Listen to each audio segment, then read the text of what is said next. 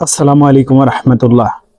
বর্তমানকালে আমাদের মাঝে যে প্রশ্নটি ঘুরপাক খাচ্ছে আর তা হলো প্রকৃতি বা আবহাওয়া বা জলবায়ু কেন আমাদের সাথে বিরূপ আচরণ করছে বা কেনই বা আমাদের প্রতি এত নির্দয় হচ্ছে।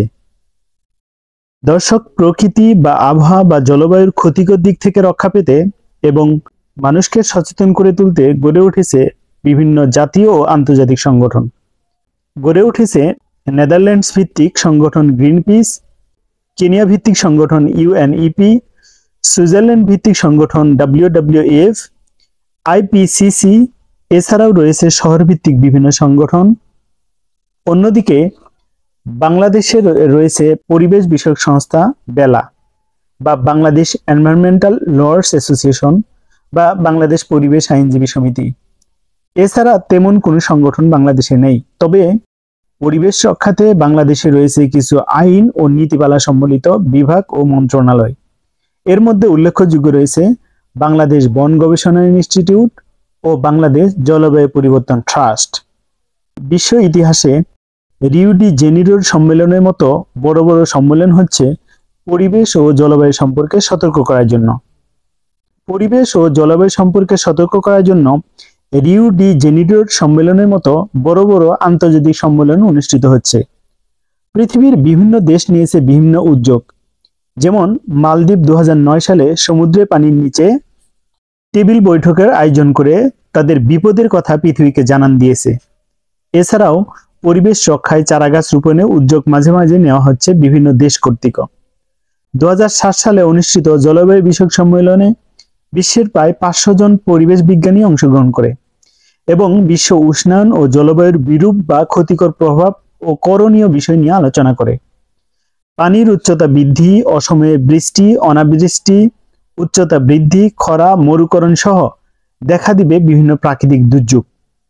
পৃথিবীর সবগুলো পরিবেশ বিষয়ক সংস্থা ও সম্মেলন সমূহের সার কথা একটি, আর তা হলো পরিবেশের ভারসাম্যহীন এ অবস্থা বা প্রতিকূল পরিস্থিতির জন্য মানুষ এবং তার কর্মকাণ্ডই দায়ী।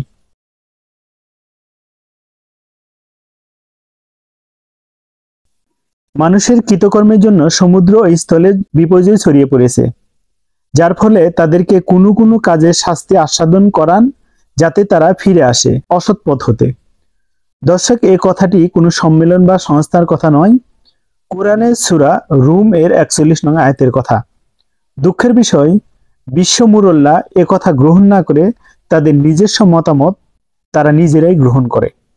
দর্শক, মানুষ তার প্রয়োজনে হোক আর অপ্রয়োজনে হোক গাছপালা কেটে সাবার করছে। কলকারখানার ব্যাপক প্রসার, যানবাহনের ব্যাপক ব্যবহার প্রভৃতি প্রতিনিয়ত বায়ুকে দূষিত করছে। ব্যাপক হারে জ্বালানি ব্যবহার করার ফলে কার্বন ডাই অক্সাইড বেড়ে যাচ্ছে, বিশ্ব উষ্ণায়ন বাড়ছে। এভাবেই প্রকৃতি মানুষের উপর প্রতিশোধ নিচ্ছে। দেখা দিচ্ছে প্রাকৃতিক দুর্যোগ যেমন হারিকেন, সাইক্লোন, টর্নেডো, বন্যা, জলোচ্ছ্বাস, খরা, এসিড বৃষ্টি ও অসময়ে বৃষ্টি সহ নানা ধরনের প্রাকৃতিক দুর্যোগ।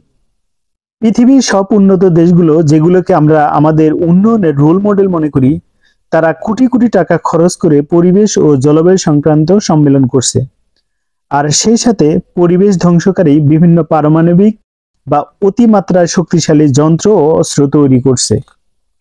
আবার সেই অস্ত্র পরীক্ষার নামে পরিবেশ ধ্বংসের খেলা তারাই খেলছে। এটি এমন যে গাছের গুড়া কেটে আগায় পানি ঢালা। মূলত এই বিশ্ব মুরল্লাই সারা পৃথিবীতে বিশৃঙ্খলা সৃষ্টি করছে, আর পৃথিবীর পরিবেশকে মানুষ ও অসহায় জীবজন্তুর বসবাসের অনুপযোগী করে গড়ে তুলছে।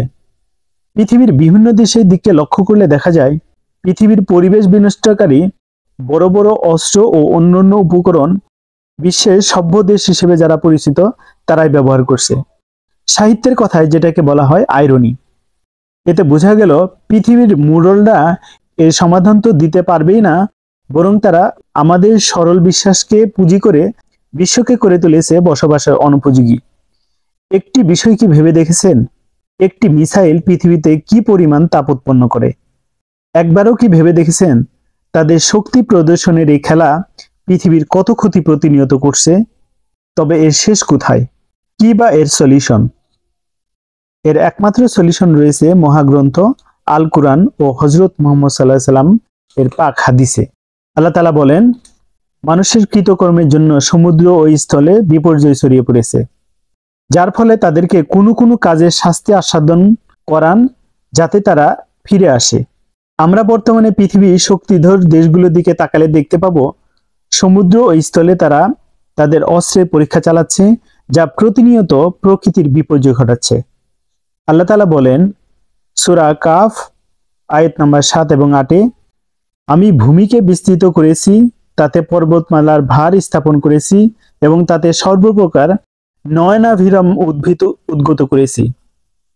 এটা জ্ঞান আরোহণ ও স্মরণ করার মতো ব্যাপার প্রত্যেক অনুরাগী বান্দার জন্য।